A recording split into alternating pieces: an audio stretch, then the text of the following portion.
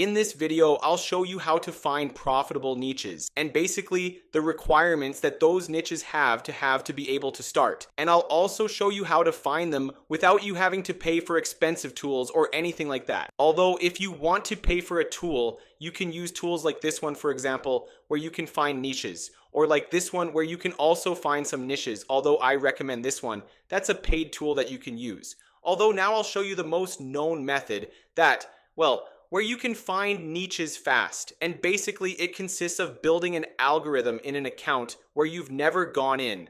All right, keep building an algorithm little by little. This is called the incognito method. And with that method, well, you can find the niches. Basically, it consists of opening an incognito tab, going to YouTube, rejecting the YouTube cookies. Then you'll go into a random channel like this one, for example.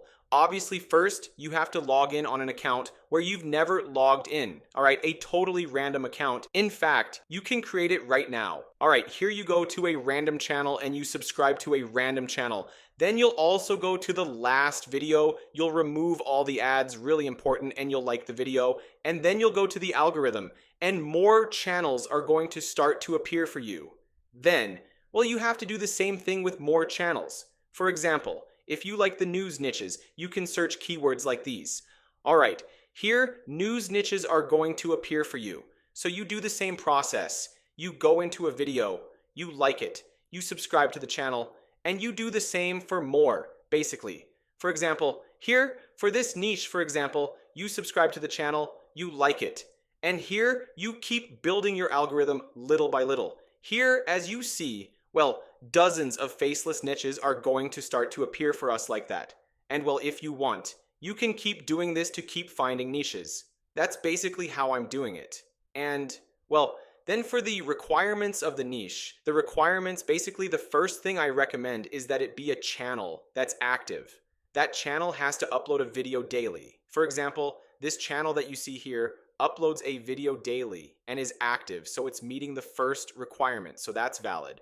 Then the second requirement is to look for competitor channels. I mean, for example, you have to look for channels that are in the same niche and see how it's going for them in the first month or in the first 2 months. I recommend that you analyze 10 channels that are in the same niche and you analyze basically how it's going for those channels. If you see that they don't even meet the monetization requirements in that, then the niche isn't good and it doesn't have enough potential or it's already burned out.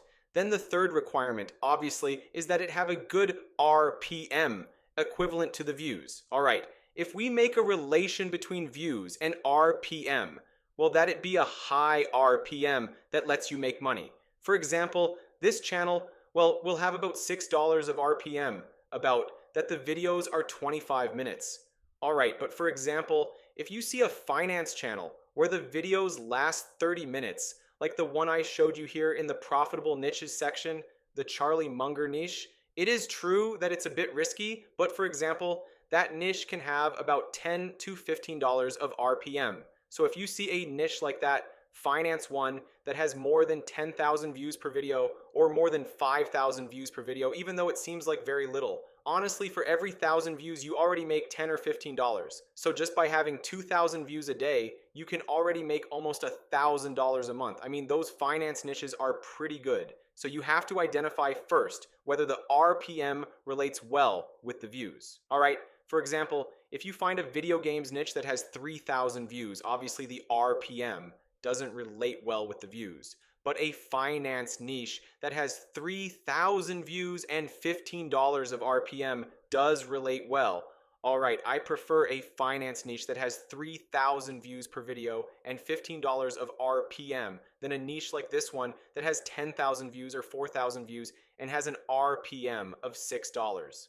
All right, that's pretty important that you identify it well. Obviously, you don't have to do niches that have a really high RPM, but it is good to compare them, all right, according to the monthly goals you have. All right, that depends on everything you want to make more or less. Then the fourth requirement that I think is one of the most important is that it be a niche that's easy to make. All right, that the videos be easy to make, that they not be very hard, and that they not require a lot of production. Because it's useless for it to have 20,000 or 30,000 views per video if honestly you can't do the production yourself. and you'd have to spend money on someone or on some tool that can make that video. So there, the production cost would already go up. So that niche would no longer be as profitable as another could be. So make sure that the production cost is something that you can do yourselves. Since, well, later I'll explain to you when you have to start to, well, delegate everything to other people and that. But at the beginning, you're always going to have to start making the videos yourselves. All right, first you have to understand how everything works and be able to give instructions to an editor.